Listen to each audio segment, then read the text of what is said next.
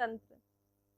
अभी हम पहले पढ़ चुके हैं क्या भोजन के बारे में, संतुलित आहार, असंतुलित आहार, ठीक है ना। अब जो हमारा शरीर है, मानव शरीर, उसके अंदर काफी सारे तंत्र हैं, जैसे सांस लेने वाला तंत्र हो गया श्वसन तंत्र, भोजन को पचाने वाला हो गया पाचन तंत्र, रक्त का पूरी बॉडी के अंदर घूमना हो गया रक्त परिसंचरण तंत्र। तो सबसे पहले हम बात करेंगे पाचन तंत्र की। किसकी? पाचन तंत्र, डाइजेस्टिव सिस्टम। तो हम सबसे पहले क्या करते हैं, भोजन लेंगे, और भोजन लेंगे तो क्या करते हैं, खाते हैं उसको। क्यों खाते हैं? अगर भोजन नहीं करें तो क्या हो, हमें ऊर्जा नहीं मिलेगी। ये पढ़ चुके हैं हम लास्ट चैप्टर में, ठीक है। तो भोजन जब भी हम करते हैं तो सबसे पहले भोजन को हम लेते कहाँ हैं, सबसे पहले नाक में। नाक में लेते हैं क्या? नहीं नहीं, मुंह में लेते हैं, ठीक है ना। सबसे पहले भोजन कहाँ जाएगा, मुख में जाएगा, माउथ के अंदर। अब जो माउथ है, माउथ देखो बाहर से कैसा है, होठों से घिरा हुआ है, और इसको आ करके खोलोगे तो क्या है, एक उल्टी कटोरी जैसी संरचना है। अब आपके माउथ के अंदर देखो टीथ है, सबके दांत हैं, दांत काय में फिक्स है, जबड़े के अंदर फिक्स है ना, जिसको हम जबड़ा कहते हैं। इसके अलावा हमारी जीभ है, जीभ है कि नहीं, उसके अलावा तालू है मुंह के अंदर। सबसे पहले हम बात करते हैं माउथ की, क्या क्या है इसके अंदर, ये पता चल गया। अब इसके अंदर दांत होते हैं, तो दांत होते हैं 4 प्रकार के, इंसाइजर, क्रेनाइनर्स, प्रीमोलर्स और मोलर्स, कृंतक, रदनक, अग्रचवर्णक और चवर्णक। अब देखो होते कितने कितने हैं ये होते हैं 2 1 2 3, ऊपर वाले दांत, और 2 1 2 3, ऊपर नीचे दोनों तरफ है ना, मतलब 2 तो क्या है, कृंतक है, इंसाइजर है, एक क्या है, रदनक है, एक जोड़ी तो ऊपर होगा, एक जोड़ी नीचे वाले दांत में होगी। इसके अलावा अग्रचवर्णक है, ये वाले 2, और चवर्णक जिसको हम कहते हैं ना दाढ़, अकल की दाढ़ जो लास्ट में आती है एकदम, वो वाले दांत कितने, 3 जोड़ी तो ऊपर होंगे और 3 जोड़ी नीचे, मतलब 3 इधर आ गए 3 इधर आ गए, 6 तो नीचे हो गए, 3 इधर ऊपर 3 इधर ऊपर, टोटल कितने हो गए, 12 हो गए ना। ऐसे ही कितने हो गए, 4 ऊपर 2 इधर और 2 नीचे, 2 इधर 4, ये हो गए, ये जोड़ियों में है, ठीक है ना। तो जो दांत है कितने प्रकार के होते हैं, 4 प्रकार के, इंसाइजर, कैनाइनर्स, प्रीमोलर्स और मोलर्स। अब जो इंसाइड जो आगे वाले दांत है तोड़ने का काम करते हैं, ये जो दांत है साइड वाले जिसको हम कहते हैं रदनक, कैनाइन्स, ये क्या करते हैं, चीरने फाड़ने का काम करते हैं। और जो प्रीमोलर्स और मोलर्स होते हैं जो लास्ट में पाए जाते हैं, ये दांत क्या करते हैं, भोजन को चबाने का काम करते हैं। क्लियर है यहाँ तक? इसके अलावा देखो अपने दांतों की एक विशेषता और होती है, क्या कि ये द्विबारदंती होते हैं। क्या होते हैं? द्विबारदंती। इसका मतलब क्या होता है कि 2 बार दांत, आपको पता है ना 2 बार आते हैं अपने, एक बार तो अपन बचपन में रहते हैं तब आते हैं, जिसको हम कहते हैं दूध के दांत है, ये टूट जाएंगे, ठीक है, उनको अस्थायी दांत भी कहते हैं। क्या?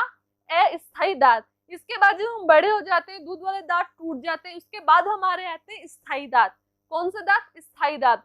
ये हमारे परमानेंट रहते हैं, फिर ये टूटते नहीं है। इसके अलावा दांत है वो गर्त दंती और होते हैं। कैसे? गर्त दंती। गर्त का मतलब होता है कि जो अपना जबड़े हैं उस जबड़े में धसे हुए होते हैं दांत, ऐसे ही है ना, जबड़े के अंदर धसे हुए दांत, उसको कहते हैं गर्त दंती। आज से कोई पूछ ले दांतों की विशेषता बताओ तो कैसे होंगे? द्विबार दंती होते हैं और गर्त दंती होते हैं। इसके बाद हम बात करते हैं ग्रसनी की। भोजन क्या था, मुख में था ना अपने, मुख में से कहाँ जाएगा वो, सीधा यहाँ जाएगा, ये क्या है, ग्रसनी। अब देखो ये जो ग्रसनी होती है, ये वाली स्ट्रक्चर, ये यहाँ से लेके ये वाली स्ट्रक्चर, ये है ग्रसनी। ग्रसनी श्वसन मार्ग का भोजन मार्ग का उभयनिष्ठ पथ है। उभयनिष्ठ का मतलब क्या है कि दोनों, श्वसन वाला मार्ग जो नोज है, अपनी नोज आगे जाके, जिसको देखो कहते हैं नासाग्रसनी, ठीक है, ये नोज, और ये अपना माउथ, इसके बाद इसको कहेंगे मुख ग्रसनी। ये दोनों यहाँ से जुड़ी हुई है, ठीक है ना, ये यहाँ से जुड़ी हुई और यहाँ तक जुड़ी हुई होती है। कहाँ तक? इसको तो कहेंगे जो नाक है, नाक आके काय में जुड़ रहा है, ग्रसनी में, और मुख आके काय में जुड़ रहा है, ग्रसनी में, और यहाँ तक क्या होती है, ग्रसनी होती है। तो जो नाक वाली है ग्रसनी वाला पार्ट, उसको तो कहेंगे नासाग्रसनी। मुख वाली है उसको कहेंगे मुख ग्रसनी। और यहाँ नीचे आके मुख और नाक दोनों आके एक हो जाते हैं, जिसको कहते हैं अधोग्रसनी। बात समझ में आ गई क्या? तो ग्रसनी कितने प्रकार की हुई? नासाग्रसनी, मुख ग्रसनी और अधोग्रसनी। इसके बाद भोजन आ गया अपने माउथ से ग्रसनी में, ग्रसनी से अब आएगा ग्रास नली में। यहाँ पे क्या होगा, यहाँ पे ग्रास नली में जो हमारी ग्रसनी थी, वो ग्रसनी आके आगे 2 भागों में चली जाएगी। एक तो चल जाएगी श्वसन जो जाएगा फेफड़ों में, और एक बनाएगी भोजन नली जिसको हम कहते हैं ग्रास नली। अब वो दोनों क्या होती है, दोनों नलियां एकदम ऐसे पास पास में होती हैं, ठीक है ना। ये ग्रसिका आ रही थी और नीचे आके दो भागों में पट गई। तो यहाँ पे एक छोटा सा ढक्कन पाया जाता है। ढक्कन क्या है? एक ऊतकों का समूह है। तो जब हम सांस लेते हैं तो क्या होता है, वो ग्रास नली को बंद कर देता है, और जब हम भोजन करते हैं तो श्वसन नली को बंद कर देता है, ताकि भोजन करते वक्त भोजन का थोड़ा सा भी टुकड़ा, थोड़ा सा भी अंश क्या है, श्वसन नली में ना चले जाए। अगर चला जाएगा तो हम सांस नहीं ले पाएंगे, ठीक है ना। उसको कहते हैं एपिग्लोटिस। क्या कहते हैं? एपिग्लोटिस। अब भोजन आ गया ग्रसनी में। ग्रसनी के बाद भोजन आता है अमाशय में। किस में आता है? अमाशय में। इधर देखो, भोजन के यहाँ ये आ गया मुख, ये आ गई ग्रसिका, ग्रसिका के बाद भोजन ये आ गया ग्रसनी में, ग्रसनी के बाद ये भोजन आते आते आते आते आते ये वाली जो स्ट्रक्चर है ना, जे जैसे स्ट्रक्चर, ये क्या है? ये है अमाशय। और जो अमाशय होता है, यहाँ क्या होता है, अमाशय की दीवारों से HCl निकलता है, HCl। तो भोजन को ये अम्लीय माध्यम देता है। यहाँ पे आके क्या होता है, भोजन का पाचन शुरू होता है, और लगभग ये 1 लीटर तक भोजन अपने अमाशय के अंदर हम रख सकते हैं, ठीक है। अब भोजन जैसे ही अमाशय में आएगा, अमाशय के बाद देखो भोजन कहाँ जाएगा, ये जाएगा ग्रहणी में। ग्रहणी, ग्रहणी क्या है? ग्रहणी है छोटी आंत का भाग। किसका भाग है? छोटी आंत का। अब अमाशय है ना, अमाशय का जो पार्ट है ये 3 पार्टों में बटा होता है। एक तो कहते हैं कार्डियक भाग, एक को कहते हैं जठर निर्गमी, एक को कहते हैं फंडिस। देखो ये जो अमाशय है, ये जो स्टार्टिंग वाला पार्ट है इसका, जो ग्रसिका से जुड़ा हुआ है, इसको तो क्या कह दिए हम, क्या कहेंगे? सबसे फर्स्ट क्या है? कार्डियक भाग, ठीक है। इसके बाद जो ये बीच वाला भाग है, बीच वाले भाग को कहते हैं फंडिस भाग। क्या कहते हैं? फंडिस भाग। क्या कहेंगे? फंडिस भाग। बात समझ आई? इसके बाद ये बीच वाला पोर्शन है जहाँ भोजन इकट्ठा होता है, ठीक है ना, उसको क्या कहेंगे हम? उसको हम कहते हैं जठर निर्गमी भाग। क्लियर है यहाँ तक? अमाशय के तीनों पार्ट समझ में आ गए। अब देखो अमाशय है ना, उसके पास है ना, एक तो इस जगह पे और एक इस जगह पे, यहाँ पे ये 2 प्रकार के अवरोधनी पाई जाती है।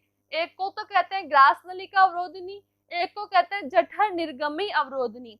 अब जो ग्रास नली का अवरोधनी है वो क्या होता है कि भोजन इस अमाशय में आ गया, ठीक है। इसके बाद यहाँ पे जैसे यहाँ एपिग्लोटिस होते हैं ना, उसी तरीके से एक संरचना और होती है, तो वो भोजन को वापस ग्रसिका में नहीं जाने देती।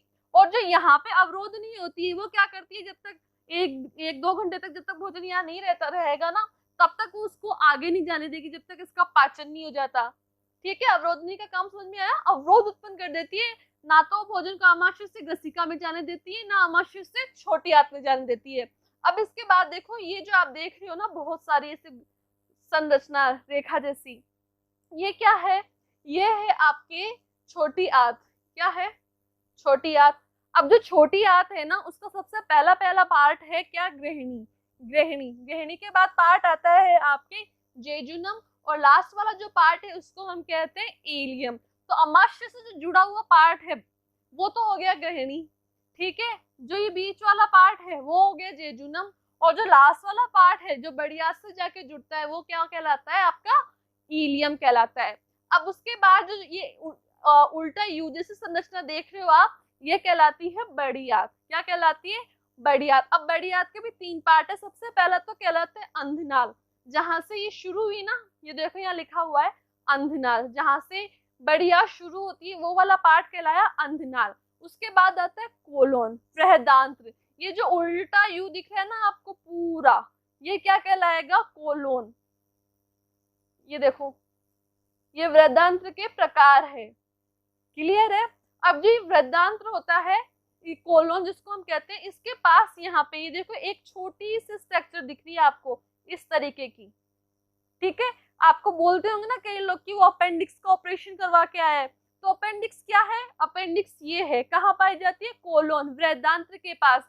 ये मानव का एक अवशेषी अंग है। अवशेषी अंग का मतलब कि पहले काम आता था बहुत सालों पहले, अब हमारे किसी काम नहीं आ रहा है, तो ये बहुत छोटा सूक्ष्म हो गया है, इसका कोई काम नहीं है। तो ऐसे अंगों को कहते हैं अवशेषी अंग।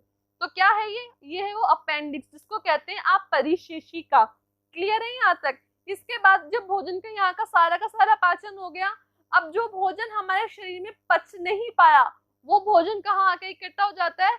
वो भोजन मलाशय में आके इकट्ठा हो जाता है। किसमें? मलाशय में। और आखिरी में एनस के द्वारा क्या किया कर दिया जाता है? भोजन को शरीर से बाहर निकाल दिया जाता है। तो ये सारा का सारा पार्ट क्या है, ये हमारा पाचन तंत्र के बारे में है।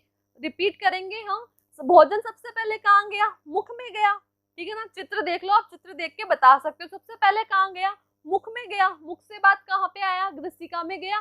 ग्रसिका क्या है, श्वसन नली और भोजन नली का उभयनिष्ठ पथ है, दोनों कनेक्टेड है। उसके बाद क्या होगा, भोजन ग्रसनी से ग्रसिका में आ जाएगा।